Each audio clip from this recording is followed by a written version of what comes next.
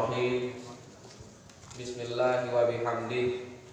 Assalamualaikum warahmatullahi wabarakatuh.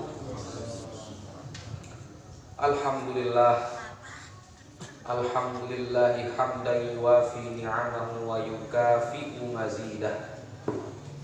Ya Rabbana lakal hamdu wa syukru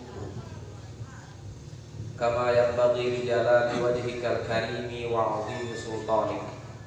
Asyhadu an la ilaha illallah wahdahu la syarikalah wa asyhadu anna Muhammadan 'abduhu wa rasuluhu la nabiyya ba'dah.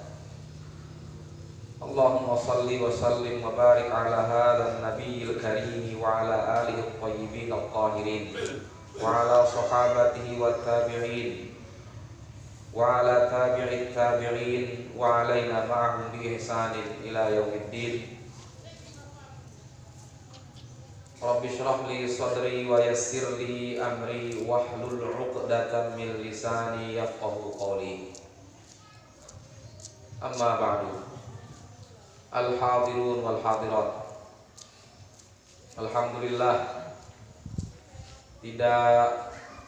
mudah-mudahan tidak bosan bagi kita untuk bertahmid, bersyukur kepada Allah Subhanahu wa taala, karena salah satu ibadah yang walaupun terlihat mudah tetapi ujiannya justru di mudahnya itu, yaitu bersyukur kepada Allah Subhanahu wa taala. Kalau memang dia benar mudah dan banyak orang mampu melakukannya dan istiqomah dalam melakukan kesyukuran, maka tidak ada orang Islam yang miskin. Karena janji Allah la azidannakum. Maka kita bisa mengukur diri kita sendiri, bukan mengukur orang lain. Kalau memang semakin hari hidup kita kekurangan, berarti syukur kita kayaknya kurang. Karena janji Allah itu la azidannakum, pasti akan ditambah. Lah kalau mungkin bertambah, apa kurang berarti? Ya, apa mungkin yang kurang? Jangan-jangan syukur kita tanpa kita sadari itu yang berkurang. Karena kalau kita menggunakan logika terbalik, mafhumul mukhalafah, ada orang bersyukur Allah tambah nikmatnya, berarti mungkin berumbuk nikmatnya. Nah, logika terbaliknya mengatakan berarti la in syakartumnya yang kurang kan? Mudah-mudahan ya, tetapi jangan hanya mengukur nikmat si saldo di rekening. Itu salah satu model nikmat saja. Walaupun kata orang ya, ala bidzikrillah tatmainnul qulub, dengan banyak zikir itu tenang hati. Tapi punya banyak uang juga bisa bikin hati tenang ya. Bisa bikin cepat ridho. Jadi zikirnya cukup, ekonominya juga cukup. Al-babur rabi'u fima yata'allaqu bil qulubi wal jawarihi minal ahkam. Jadi kita manusia ini terdiri dari dua hal yang berpasang-pasangan. Ada zahir, ada batin. Segala sesuatu itu lahu zauj. Dia punya pasangan-pasangannya. Ya. Jadi kita ada hati, jiwa kita, ada jawarih, yaitu sesuatu yang bukan termasuk jiwa kita, bukan termasuk ruh atau jiwa sanubari kita. Ada tangan, ada akal, ada telinga, ada kaki, dan seterusnya. Itu qulub, hati atau jiwa, pasangannya jawarih. Zahir yang tampak, si penggitan, ada pasangannya batin yang tidak tampak. Disebut dia batin itu karena dia tampak. Maka perut kita ini namanya batnun, karena membuat sesuatu kotoran yang di dalam itu dia penggitan. Andai kata menerawang kian dengan diri dengan nganggu ikan. Andai kata perut orang itu menerawang, penggitan ususnya, penggitan kantong kemihnya si berisi air seni, penggitan lambungnya si berisi makanan-makanan si wah macam meruana. Maka batnun itu menutupi apa yang di dalam sini. Batin itu yang tertutup ya. Kita juga begitu. Ada yang zahir dari perbuatan kita, dari bahasa kita, ada yang batin sindekna penggitan. Dua hal ini punya tugasnya diberikan oleh Allah Subhanahu wa taala, kewajibannya masing-masing. Ya. Jadi kewajiban untuk badan ada, kewajiban untuk jiwa ada, keperintah ya, untuk badan ada, untuk jiwa ada. Secara umum, ya, secara umum pegawaian manusia itu baik pegawaian hati maupun pegawaian badan kita ini secara umum itu jenisnya adalah 4. Angkun pegawaian tane silegah model jenis macam nane macamna legah jenisnya ada 4. Jadi jinsun itu jenis, macam itu naurun, sehingga apa? Naurun itu di bawah jenis. Jenisnya padi, naunnya apa? IR64, IR68, pelita dan seterusnya dan seterusnya. Jadi jenis pegawaian kita ini 4. Naunnya, macamnya, modelnya banyak. Jenis yang pertama adalah al-ma'murat, yaitu apa? Perbuatan-perbuatan yang termasuk diperintahkan oleh Allah Subhanahu wa ta'ala.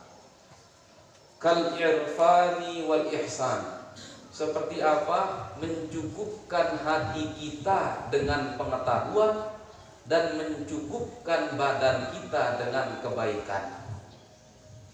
Mencukupkan hati dan pikiran kita, akal kita dengan al-irfan, dengan pengetahuan, dengan ilmu, serta apa? Al-ihsan, mencukupkan badan kita, diri kita ini dengan kebaikan-kebaikan. Itu diperintahkan kita oleh Allah Subhanahu wa ta'ala. Untuk mengingatkan, Allah tidak menyuruh kita pintar, Allah tidak memerintahkan kita menjadi pintar, tetapi Allah menyuruh kita melalui jalan-jalan, tangga-tangga menuju kepintaran, yaitu menuntut ilmu. Teliti ulama memahami redaksi Quran, redaksi hadis, sangat-sangat teliti. Coba, tolabul ilmi faridotun katanya, menuntut ilmunya, bukan dapat ilmunya. Sehingga apa? Kita menuntut saja. Urusan pinter, urusan ingat, serahkan kepada Allah. Allahumma allimna ma jahilna, ajarkanlah kami ya Allah apa yang tidak kami ketahui. Apa sambungannya? Wa fahimna ma la nafham, berikan kami pemahaman terhadap apa-apa yang tidak kami ketahui, yang tidak kami mengerti. Wadakirna manasina, ya, ingatkan kami apa yang kami lupa. Itu Allah Subhanahu wa ta'ala. Jadi teliti, tolabul ilmi bukan husulul ilmi, bukan mendapatkan ilmu yang wajib, tetapi menuntut ilmu. Coba dalam hadis yang populer, apa hadis yang sallu kama ra'aitumuni usolli? Nang kata ketahuan sidah. Apa isin hadis no? I wajib kita sembahyang merangkun sahabat-sahabat sing dengar hadis no. Apakah mereka wajib sholat sebagaimana Nabi sholat, ataukah mereka wajib sholat sebagaimana penggita mereka terhadap sholat Nabi? Nah, apakah mereka wajib sholat merangkun Nabi sembahyang, ataukah mereka wajib sholat merangkul penggita mereka terhadap sembahyang Nabi?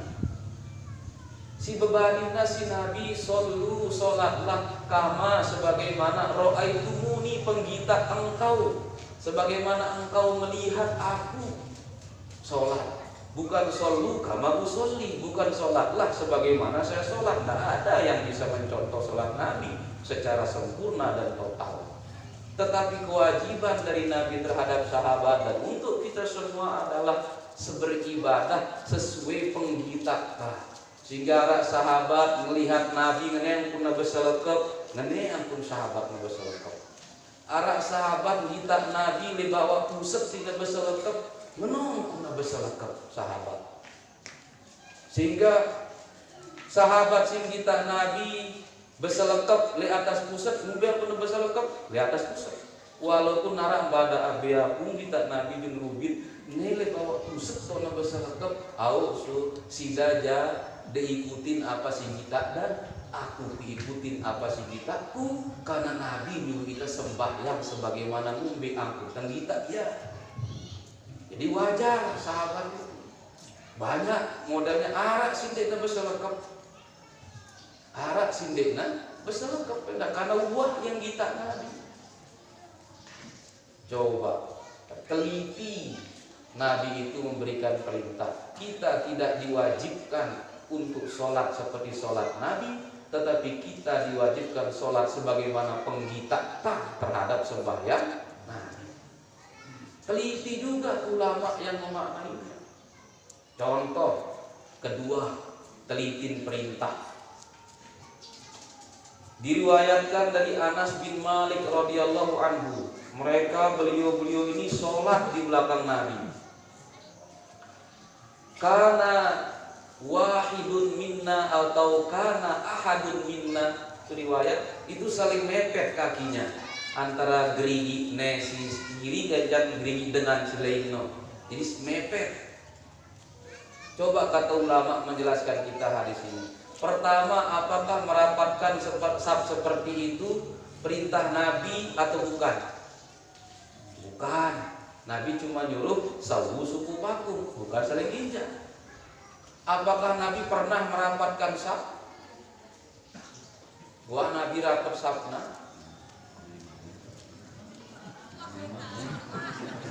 Munda bareng wah berarti sudah marah Nabi karena dari makmum.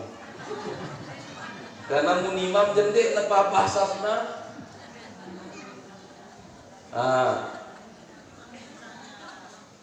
Jadi sahabat si bersafno Nabi jadi juru menjadi imam, maka saling menginjak sampai mepetkan kaki itu pegawaian Nabi atau pegawaian sahabat?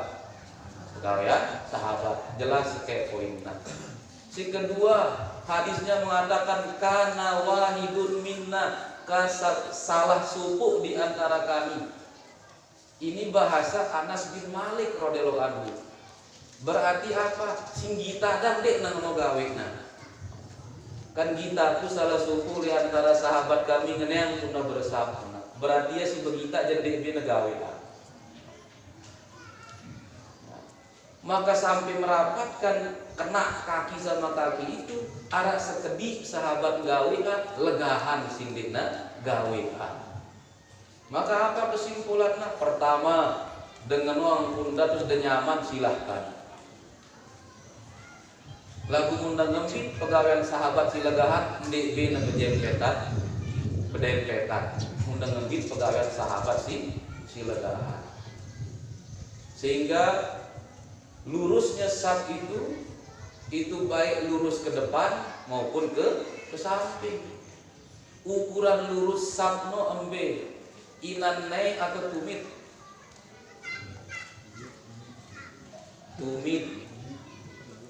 Urusan safno tumit, jadi tumit tak papa, tumit tak papa.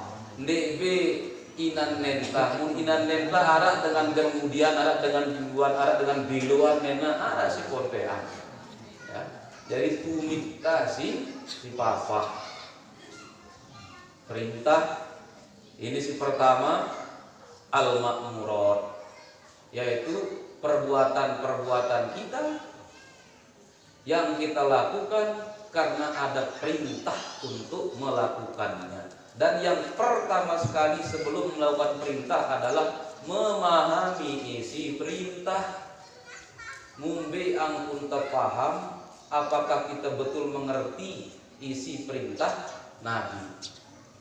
Kadang-kadang sahabat terbelah dia memahami bahasa Nabi. Di nasupu pemahaman sahabat memahami bahasa Nabi, banyak contohnya. Seperti la yusolliyanna ahadukumul al-asra illa fi Bani Quraisyah. Janganlah kalian sholat kecuali sudah sampai di Bani Quraisyah.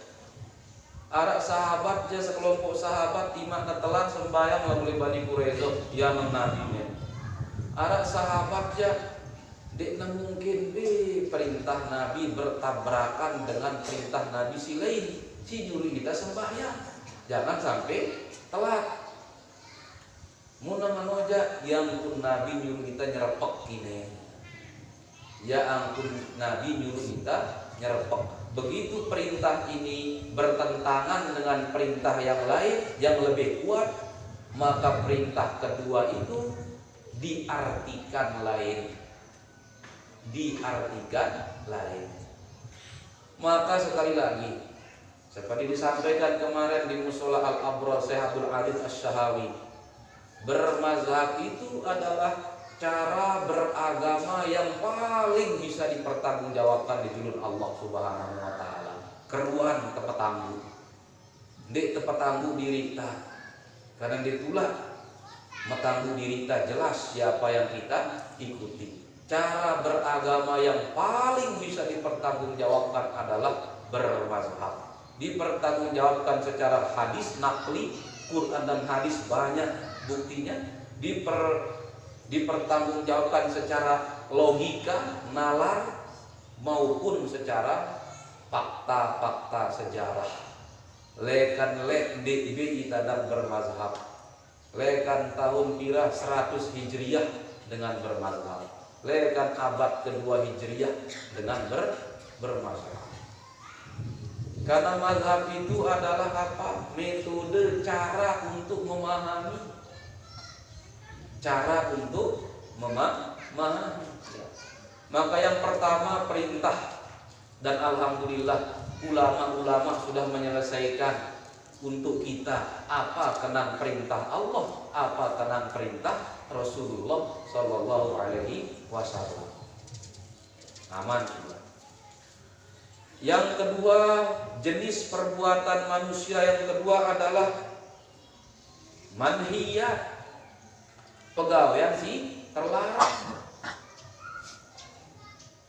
Pegawaian si terlarang akan selalu ada di antara kita, di antara manusia yang melaksanakan pegawaian si terlarang. Karena berpasangan, makmurat pasangannya manhiyat. Pepasi tersuru pasangannya balaan Allah Subhanahu wa taala. Sehingga apa? Jangan marah terlalu berlebihan sampai nyumpak nyenak dengan singgawe kesalahan. Periri. Ya. Karena apa? Pasti akan ada manusia yang jatuh ke dalam larangan Allah. Apa contoh larangan yang berkaitan dengan hati? Al-kufron, ingkar. Kafir itu artinya ingkar. Sehingga kufron itu bisa ingkar Allah, bisa ingkar nikmat, bisa ingkar jasa, bisa ingkar yang lainnya. Orang yang kafirun itu artinya orang yang ingkar, ingkar itu tidak percaya, ditepati sama Allah Subhanahu wa taala. Dan kafir itu pegawaian hati. Sehingga Nabi sampai mengingatkan, hati-hati mengkafirkan orang yang beriman. Karena kafir itu pegawaian hati, sehingga kita tidak bisa cepat-cepat mengatakan orang kafir. Kita tidak tahu hatinya, apalagi zohirnya itu kita lihat dia bersama orang Islam, bersahadat, zikir sama kita. Sehingga apa? Kaedah dalam hal kekafiran ini di akidah Ahlussunnah wal Jamaah, la nukaffiru ahadan min ahlil qiblah yusolli sholatana wa ya'kulu dhabihatana. Kita tidak akan mengkafirkan orang yang masih sama kiblatnya dengan kita, sholat sama dengan sholat kita, sesembelianna katen ya. Karena kalau betul orang itu kafir, ditekan akan sesembelihannya. gorokanna. Jadi hati-hati kalau sampai main kafir-kafir. Sehingga aliran-aliran yang mengajak kita cepat-cepat mengkafirkan orang itu aja kelas berat. Kita ndak usah ikut-ikut doang dan si bani-bani gawe ya. Si nekat-nekat, si wanen-wanen.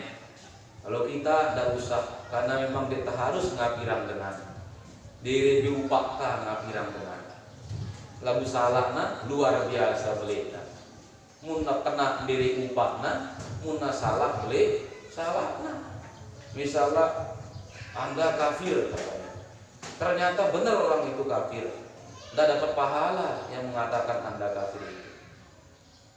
Tetapi kalau dia salah, dia katakan Anda kafir kepada orang. Ternyata mukmin dia. Man kaffara mu'minan. Hati-hati, barang siapa yang mengkafir-kafirkan orang beriman itu, dia lebih dekat kepada kekafiran itu sendiri. Dan orang kafir itu syaratnya menjadi kafir itu adalah apa? Tidak percaya lagi pada hal-hal yang membuatnya masuk ke dalam keimanan. Tidak mempercayai lagi hal-hal yang membuat dia masuk ke dalam keimanan. Apa yang buat seorang masuk ke dalam keimanan? Al-iman billah, beriman kepada Allah. Maka lamuna jerak beriman, jerak ya pati tipa Allah, nah itu namanya kafir. Dan rukun iman yang lain-lain. Kalau tidak sholat, tidak puasa, itu dosa besar, tetapi tidak sampai kafir. Hati-hati. Tughyan itu kezaliman. Kalau ini perbuatan badan, namanya menzalimi itu. Ya. Dan kalau tidak bisa diselesaikan di dunia sampai pada meninggal gitu, di akhirat disambung lagi urusannya zalim menzalimi ini. Jadi dia itu seperti dek tutup di dunia, tetapi dia nyambung lagi di akhirat. Sampai-sampai pahala kita pakai ganti rugi kepada orang yang kita zalimi. Pahala kita. Maka untuk kita sekali-sekali pahala kita kurangi di dosa kita. Untuk dengan si lega-lega dosa aja perbanyak di kebaikan. Ya. Untuk kita sesekali kebaikan saja kurangi dosa. Untuk dengan si legah dosa aja perbanyak kebaikan. Sudah kenal pada kenal. Jadi arah cerita suku ulama sufi. Dia ke pasar Baghdad, di Irak. Dia berkata kepada orang yang kaya, ya ma'syarul aghniya, wahai orang-orang kaya, inna dzunubakum katsiratun, dosa kalian banyak katanya. Ya. Maka perbanyaklah kebaikan. Ya. Wahai orang kaya, dosa kalian banyak, maka perbanyaklah kebaikan untuk mengimbanginya lah kira-kira. Kemudian ya ma'syarul fuqara, dengan si miskin-miskin katanya. Kebaikan dano sekedi di tuahbi terdaftar di pemberi cekat, pemberi sedekah, pemberi apa, pemberi beasiswa, di tuahbi tercatat kebaikan dah sekedi. Jadi kurangi dosa salah. Jadi muna sekedi kebaikan tak kurangi dosa salah. Nelegah dosa tak tekan kebaikan. Naikkan apa namanya? Kebaikan. Itu manhiyat. Antara sesuatu yang Allah perintahkan dan sesuatu yang Allah larang. Ulama berdasarkan ayat-ayat Al-Quran dan hadis menyimpulkan satu kaidah bahwa pertama, darul mafasidi muqaddamun ala jalbil masalihi.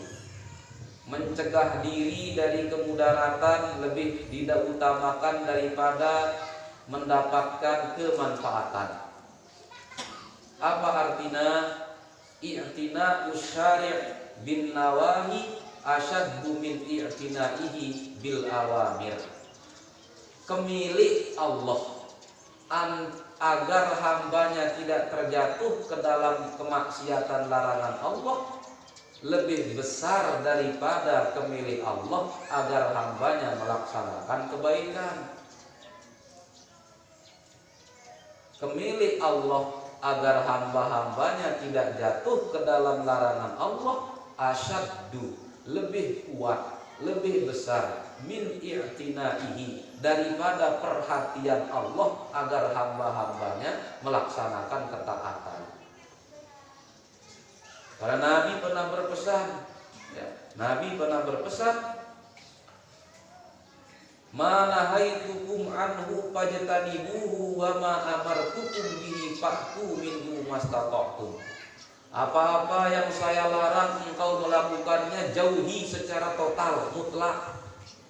Wa ma amartukum bihi, dan apa-apa yang saya perintahkan kerjakan sesuai batas kemampuan. Kalau mengerjakan kebaikan sesuai kemampuan, kalau meninggalkan larangan ndikbin sesuai kemampuan.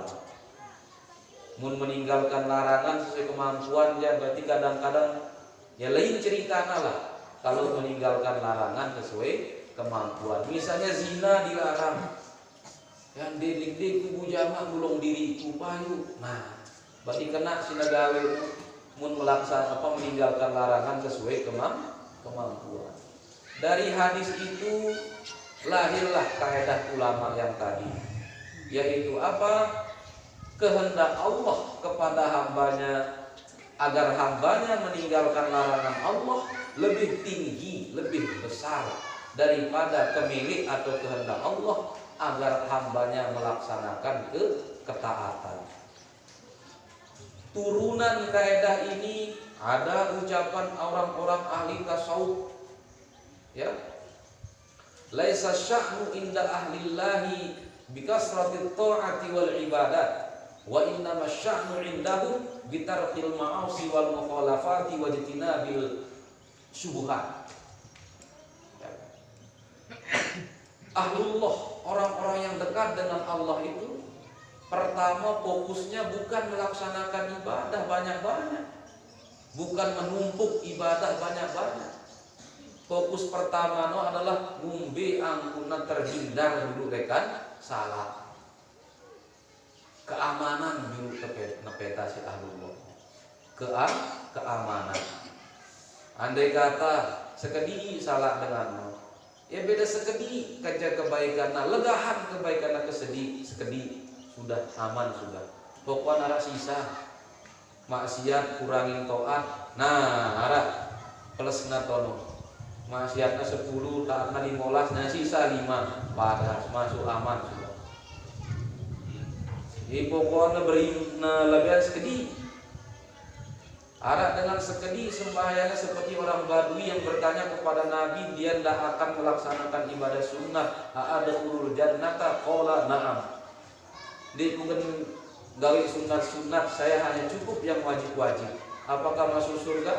Iya, kata Nabi. Karena apa? Pokok anda nalaga salah tak. Mana-mana ndak anda sekedi kebaikan tak. Pokok anda terugi, mana-mana anda sekedi batin tak. Pokok anda nalagah na kebobolan gawang tak. Mana-mana anda sekedi gol anda cetak tak, tetap 1-0 no pada si 5-0 menang. Itu laisa sya'nu inda ahlillah, urusan orang ahlullah dekat dengan Allah itu bikasratit taati wal ibadah, dengan banyaknya ketaatan dan ibadah yang dia kerjakan. Wa innama sya'nu indahum, tetapi yang menjadi urusan yang mereka perhatikan adalah apa? Seberapa kuat mereka bitarkil ma'asi, meninggalkan maksiat, wal mukhalafat, pelanggaran-pelanggaran terhadap agama, wajibina bis syubhat, bahkan menjaga diri dari yang syubhat. Sehingga lahir malah dari kaidah ini ucapan para sufi. Siwah kita baca lalu lupa kita bahasa Arabnya. Setelah kita cari dia kenditan lagu intina nih. Ukuran orang pacu itu bukan berdasarkan banyak ibadah yang dia laksanakan, karena melaksanakan ibadah bisa dilakukan oleh dengan pacu kancan sindikna pacu, dengan si telah kancan dikna telah pada toya sembahyang pada tuna sembahyang, dengan si soleh kancan dengan si penjahat pada toya sembahyang dalam sembahyang. Tetapi ukuran pacu yang sebenarnya adalah seberapa kuat orang menghindarkan diri dari maksiat. Ukuran pacu itu bukan banyak ibadah, sehingga ditulak bengak rajin na sembahyang, rajin na ngomongnya. Lagu pancang sekali war mulutnya menghantam tetangganya, sehingga seolah-olah diri bekas baca Quran itu tidak ada bekas sembahyang itu, pancing sekedip tidak ada bekasnya ibadah. Mengapa? Karena kalau soal melaksanakan ibadah dengan si pacu kancan dina pacu, bahkan subuh safna subuh ampun tabagawean, maka ukuran dengan pacu si pertama adalah seberapa kuat dia meninggalkan larangan Allah. Artinya apa? Jangan tertipu dengan zahir ibadah sendiri. Pacu suatu sembahyang waktu. Jangan tertipu dengan zahir ibadah sendiri. Nah itu makmurat dan manhiyat. Bahkan kalau menggunakan panduan Imam Al-Ghazali di dalam tahapan-tahapan tangga-tangga menyempurnakan diri menuju fitrah yang sejati, itu pertamanya adalah bukan memperbanyak ibadah, bukan tahalli, bukan menghiasi diri dengan banyak ibadah, banyak amalan sunnah, akan tetapi tahalli minar roda ini, akan tetapi mensunyikan, menyucikan diri dari apa? Keburukan-keburukan. Karena pepa siwah terung koak, terus dia koak. Bersih tadi kasih sembahyang, dia benar-benar bersih. Ini di koak no orang kita terus ketantol, terus dia di berada keburukan itu, sehingga fungsi sholat menjadi tidak maksimal karena banyak dosa membandel di hati kita. Fungsi kispray tidak akan maksimal kalau banyak daki pada pakaian. Bahkan fungsi parfum di awak kita, di tubuh kita tidak akan maksimal lalu dia mandi. Karena apa? Bersihkan dulu, baru pakai make up. Belum mandi, daki banyak pakai make up, lain cerita, tidak menutupi. Jadi bersihkan dulu dari yang buruk-buruk, baru ibadah itu benar-benar menjadi penghias untuk diri kita. Itu soal manhiyat. Yang ketiga jenis perbuatan manusia itu al-ma'fuwat, pepa si salah lalu temaafan si agama. Arah itu arah legah. Dia menjadi kena, tetapi dia menjadi dimaafkan. Namanya dimaafkan itu pasti dia salah, karena kalau kena dia perlu maaf. Sesuatu yang benar tidak dimaafkan. Namanya ma'fuan itu berarti tentu ya salah lalu maafan. Nah, misalnya namber kereng telirung sehingga putur kereng tadi bedeng arak bedengna lagu ma'fuan dek tebukumin najis. Apa contoh perbuatan-perbuatan yang ma'fuat? Perbuatan yang lahir dari al-khata' wan nisyan, kal khata'i wan nisyan. Dalam sebuah hadis Nabi bersabda, innallaha wado'a, sesungguhnya Allah wado'a, tajawaza, tidak memberi dosa, tajawaza, tidak memberi dosa, an ummati, untuk umatku, sabda Nabi. Perbuatan-perbuatan yang apa? Al-khoto'a wan nisyana wa mastukrihu alaihi. Perbuatan-perbuatan karena kotor, karena tidak sengaja, karena lupa, karena diancam dengan ancaman yang kuat dan nyata, itu salah lalu endikna berdosa. Itu maksudnya. Salah lalu endikna berdosa. Tetapi itu hanya berlaku untuk hak Allah. Apa kenangna hak Allah? Arak dengan lupa ya puasa Ramadan, mungkin kenyangkan dalam kebon, lupa bulan puasa, ndikna berdosa karena ya lupa. Tapi dilaksanakan kalau ingat. Jangan sudah ingat, tidak lagi dilaksanakan, lain cerita. Arak dia lupa atau tidak sengaja, perbuatan salah yang karena kotor tidak sengaja, karena lupa, karena terpaksa, kalau berkaitan dengan ibadah atau hak-hak Allah kepada manusia, maka diri dosanya. Tetapi jika berkaitan dengan hak-hak manusia, tetap diri dosa lalu ganti rugi. Karena dosa pahala itu kaitan kancan Allah, lamun manusia dia kepeng no hitana. Misalnya arak dengan ketitipan barang, lupa barang titipan, ampun gue akan donat no titipan. Aku nabakan salah ke aku, lupa jama aku akan dapat titipan no. Ndek beda salah. Lagu wajib diganti ya karena duit dengan.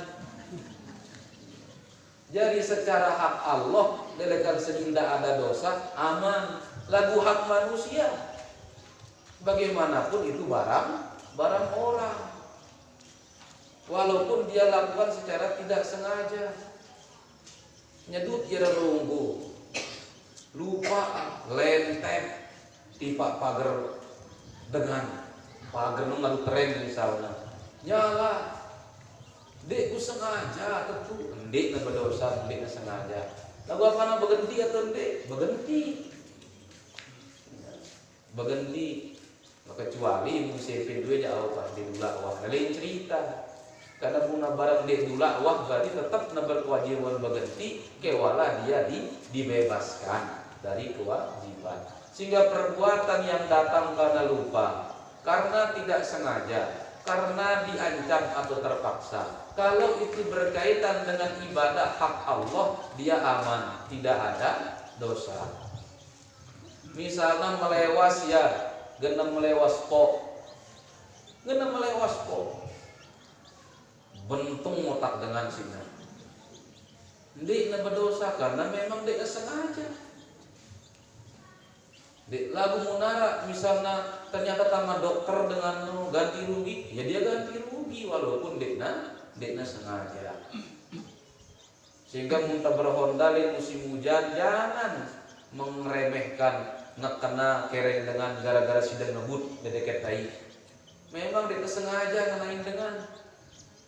Tetapi kerugian pakaian orang kotor angenna seda hati-hati. Jadi jangan hanya mencukupkan diri karena tidak sengaja lupa dipaksa itu diri dosana, itu berkaitan dengan hak Allah. Kalau berkaitan hak tasi pada makhluknya tetap diselesaikan. Si keempat al-mubahat, perkara-perkara si tetu-tetu kanggo, tesuru ende, tebala ende, temaapang ende. Ya kenangna mubahat. Kalau perkara yang ketiga dimaafkan makfu itu dia salah tetapi dimaafkan. Yang keempat ini betul-betul mubahat. Mubah minal ma'akil wal masyarib wal malabis, makanan, minuman, mimma adina fihi dayyan wa abahahur rahman. Dan segala hal yang diizinkan oleh Allah dan dibolehkan oleh Allah. Mengapa dua ibaratnya ada perkara si teizinan, ada perkara si tebolehkan? Ketika membaca hadis, ketika membaca Quran, ulama teliti. Memang izin itu menunjukkan boleh. Lagu izin itu biasanya kemudian atau arak dengan ngendengnya punya izinan. Izin itu mengisyaratkan arah permohonan. Atau apa? Ada sesuatu yang salah lebih dulu. Contoh, bikna kenyaman dengan kadu begawe, unyul kadu begawe. Dinuah kepada dinuah. Marah setelah 2 hari kemudian berita kancan epena. Buntan nyuroya, tahu kah? Ini izin karena ini izin karena aslinya mengambil buah kelapa orang itu ndak mubah, dekna kanggu lagu izinan saya isi dengan kemudian izin itu. Sehingga yang lebih diutamakan adalah pepasi temubahan tetu pepa yang mubah, bukan perkara-perkara yang diizinkan. Apa maksud perkara diizinkan? Arah dengan enggak ampuna jadi obatna, nginem pepa haram, izinana karena itu tuh berlaku izin. Sintong ya kah? Karena kondisinya, jadi dia diizinkan. Asin aja ghairu mubah. Ada seorang yang hanya barang haram atau makanan atau minuman haram yang bisa menjadi obat untuk penyakitnya atau menjadi jalan keluar untuk masalahnya, itu diizinkan. Enggak ampun aman dengan si besuama ku kaje amun kuaje amdan nanti nuah bi nyumpa sidan.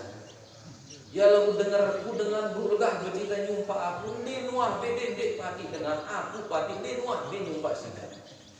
Dengan aje amin lagu dia dengan cara itu dia yang dia tahu ampuna bisa mencegah pertengkaran. Kebohongan yang diizinkan, bukan kebohongan yang kanggu lagu izin. Lafaz izin itu menunjukkan apa? Ada permohonan, ada situasi sehingga muncul rana izin. Coba izin tinggal. Izin tinggal atau apa? Izin tinggal pisah sudah. Atau apa bahasa awal itu? PPA, permanen apalah istilahnya. Aslinya tinggal di negara orang dan kampung. Dia menjadi kampung karena diizinkan. Ya kena izin. Beda dengan perkara yang mubah. Dia itu memang aslinya memang sudah mubah. Tidak perlu izin. Misalnya rambas dan beluntas ke selinerat karena ngalung-ngalungin langan. Wih, saya bodin mobil dengan menek kambes. Ulah sudah izin atau memangnya kanggu nyemati ya. Sambil pula nanti di putus sama pina kundi lagu luar mana jadi diri pina dari kesini nerat malah. Jadi andai kata terambas supaya tidak mengganggu misalnya, memang itu mubahat. Ya.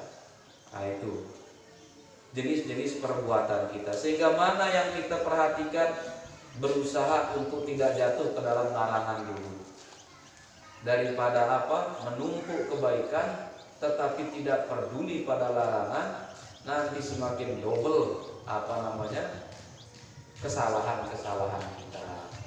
Sehingga ukuran orang baik itu tidak bisa dijadikan zahir perbuatan ibadah lalu, tetapi sejauh mana kita itu meninggalkan larangan Allah Subhanahu wa ta'ala. Mudah-mudahan ya. Ini membantu untuk memahami pegawaian kita, membantu untuk mengerti jenis-jenis kewajiban pekerjaan manusia, karena bagaimanapun itu sebagai bentuk usaha kita memahami kehendak Allah. Semakin kita memahami kehendak Allah, semakin mengerti kita terhadap kehendak Allah, maka maklum kita dengan kodok dan qadar Allah. Contohnya, Contohnya, arah kanan berhonda, tabrakna anu dengan manuk dengan. Orang yang cuma melihat itu langsung menyalahkan si penabrak. Buik gena si dengan dia kah.